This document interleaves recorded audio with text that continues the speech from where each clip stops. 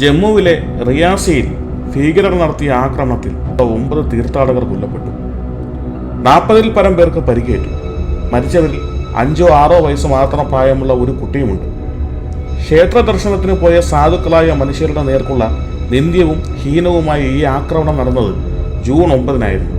അതായത് മോദി സർക്കാർ സത്യപ്രതിജ്ഞ ചെയ്ത് അധികാരമേറ്റ അതേ ദിവസമാണ് തീർത്ഥാടകർ സഞ്ചരിച്ച ബസ്സിന് നേരെ ഭീകരർ നിറയൊഴിച്ചത്. തെരഞ്ഞെടുപ്പ് പ്രഖ്യാപിക്കുന്നതിന് തൊട്ടു മുമ്പോ പ്രചരണ കാലത്തോ ആയിരുന്നു ഈ ഭീകരാക്രമണം നടന്നിരുന്നതെങ്കിൽ ഇലക്ഷൻ വിജയിക്കുന്നതിനായി നരേന്ദ്രമോദി ആസൂത്രണം ചെയ്ത് നടപ്പിലാക്കിയ കൂട്ടക്കൊലയാണിതെന്ന് ഇവിടുത്തെ രാജ്യവിരുദ്ധർ ആരോപിക്കുമായിരുന്നു. തിരഞ്ഞെടുപ്പ് കഴിഞ്ഞ് വോട്ട് എണ്ണി പുതിയ സർക്കാർ അധികാരമേൽക്കുന്ന ദിവസം ഭീകരാക്രമണം നടന്നതുകൊണ്ട് കപട ലിബറൽസിന് രാജ്യത്തെ പ്രതിക്കൂട്ടിലാക്കാനുള്ള കനകാവസരം നഷ്ടപ്പെട്ടു എന്ന് പറയാം. സംശയമുള്ളവർ 2019 ഫെബ്രുവരിയിൽ നടന്ന പുൽവാമ ഭീകരാക്രമണത്തിൻ്റെ തുടർ വാർത്തകൾ പരിശോധിച്ചാൽ മതി. ജമ്മുവിൽ നിന്ന് ശ്രീനഗറിലേക്ക് പോയ 2500 CRPF ജവാന്മാരുടെ വാഹന വ്യൂഹത്തിന് നേരെ സ്ഫോടക വസ്തുക്കൾ നിറച്ച ഒരു കാർ ഇടിച്ചു കയറ്റി. 40ഓളം ധീര ജവാന്മാർ കൊല്ലപ്പെട്ടു. 22 വയസ്സുകാരനായിരുന്ന ആദിൽ അഹമ്മദ് ദർ എന്ന ജെയ്ഷെ മുഹമ്മദ് ചാവേറാണ് പുൽവാമയിൽ പൊട്ടിത്തെറിച്ചത്. കാശ്മീരിലെ കകാപോറ എന്ന സ്ഥലത്ത് മാതാപിതാക്കളൊത്ത് താമസിച്ചിരുന്ന ആദിൽ അഹമ്മദ് 2018-ൽ വീട് വിട്ടിറങ്ങി കൊടും ഭീകരൻ മസൂദ് അസർ നയിക്കുന്ന ജെയ്ഷെ മുഹമ്മദിൽ ചേരുകയായിരുന്നു. പുൽവാമ ആക്രമണത്തിന്റെ ഉത്തരവാദിത്വം ഏറ്റെടുത്ത ജെയ്ഷെ മുഹമ്മദ് ആദിലിന് ചാവേർ പരിശീലനം നൽകുന്ന വീഡിയോയും പുറത്തുവിട്ടു. പുൽവാമ ആക്രമണത്തിന്റെ പ്രതികാരമായി ബലാക്കോട്ടിലെ ഭീകര പരിശീലന ക്യാമ്പുകൾക്ക് നേരെ ഇന്ത്യ വ്യോമാക്രമണം നടത്തുകയും ചെയ്തു. 40 ജവാന്മാർക്ക് മുകളിൽ ജീവൻ നഷ്ടമായ ഭീകരാക്രമണത്തിനെതിരെ രാജ്യത്തിന്റെ മനസ്സാക്ഷി രോഷത്താൽ ജ്വലിച്ചപ്പോൾ പുൽവാമ ആക്രമണം ഇന്ത്യ സ്വയം ആസൂത്രണം ചെയ്തതാണെന്ന് ഇവിടുത്തെ സ്യൂഡോ സെക്യുലറിസ്റ്റുകൾ പ്രചാരണം നടത്തി.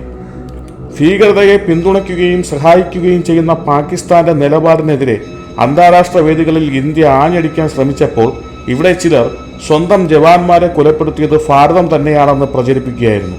മകൻ മരിച്ചാലും കുഴപ്പമില്ല, മരുമോളുടെ കണ്ണുനീർ കണ്ടാൽ മതി എന്ന ക്രൂരവും നികൃഷ്ടവുമായ ചിന്തയാൽ മാതൃരാജ്യത്തെ ഒറ്റിക്കൊടുക്കാൻ ശ്രമിച്ചവരിൽ നല്ലൊരു ശതമാനം കേരളത്തിൽ നിന്നുള്ളവരായിരുന്നു.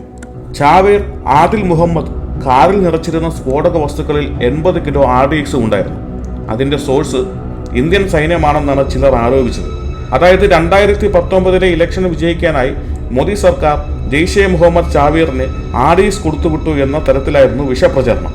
എയർ ഇന്ത്യ വിമാനം റാഞ്ചി താലിബാന്റെ സ്വന്തം കാണ്ഡഹാറിൽ ഇറക്കാൻ ശേഷിയുള്ള, ഇന്ത്യൻ പാർലമെന്റ് അറ്റാക്ക് ചെയ്തിട്ടുള്ള, രാജ്യത്തിന്റെ വിവിധ ഭാഗങ്ങളിൽ നിരന്തരം ബോംബ് സ്ഫോടനവും ഭീകരാക്രമണവും നടത്തിയിട്ടുള്ള ആഗോള ഭീകര വലയത്തിന്റെ ഭാഗമായുള്ള ജെയ്ഷെ മുഹമ്മദ് RDX ഒന്നും സംഘടിപ്പിക്കാൻ പാങ്ങൊന്നുമില്ലാത്ത നിഷ്കളങ്ക കുഞ്ഞുങ്ങളാണെന്നാണ് ഇവിടുത്തെ ഇന്ത്യൻ ആരാധകർ പറയുന്നത്.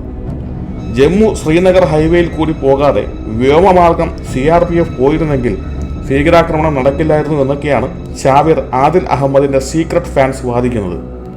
ഫിന്ദ്രൻവാലയുടെ പുനരവതാരം എന്ന് പറഞ്ഞ് AK-47 ചുഴറ്റി നടന്നിരുന്ന ഹാരിസ്ഥാൻ വാദി അമൃതപാൽ സിംഗും ഇന്ദിരാഗാന്ധിയുടെ ഘാതകനായ ബിയാൻ സിംഗിന്റെ മകനും പഞ്ചാബിൽ നിന്ന് വൻ ഭൂരിപക്ഷത്തോടെ വിജയിച്ചിട്ടുണ്ട്.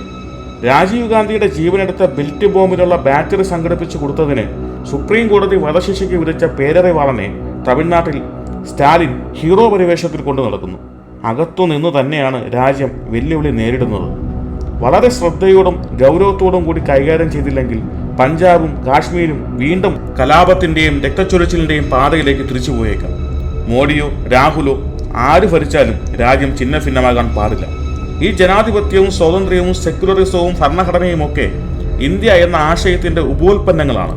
ചുമരില്ലാതെ ആർക്കും പോസ്റ്റർ ഒട്ടിക്കാനാവില്ല. ആർട്ടിക്കിൾ 370 പിൻവലിച്ചത് ഉൾപ്പെടെയുള്ള കേന്ദ്ര സർക്കാരിന്റെ ശക്തമായ നടപടികളുടെ ഫലമായി കാശ്മീരിലെ ജനജീവിതം ഏറെക്കുറെ സാധാരണ നിലയിലായിട്ടുണ്ട്. ഭീകരർ പൂണ്ട് വിളയാടിയിരുന്ന ആനന്ദ്നാഗിലും ബാരാമുള്ളയിലും വർദ്ധിച്ച ആവേശത്തോടെയാണ് കാശ്മീരികൾ വോട്ട് ചെയ്യാനെത്തിയത്. ഭീകരതയുടെ പിടിയിൽ നിന്ന് ഇന്ത്യയുടെ സ്വിറ്റ്സർലൻഡ് പൂർണ്ണമായും വിമോചിക്കപ്പെടുമെന്ന പ്രതീക്ഷ എല്ലാവരും പങ്കുവച്ച് തുടങ്ങിയ സമയത്താണ് റിയാസിയിൽ തീർത്ഥാടകർക്ക് നേരെ ആക്രമണം ഉണ്ടായിട്ടുള്ളത്. എന്തിനാണ് നിങ്ങൾ പാവം ജെയ്ഷെ മുഹമ്മദിനെ പഴിക്കുന്നത്?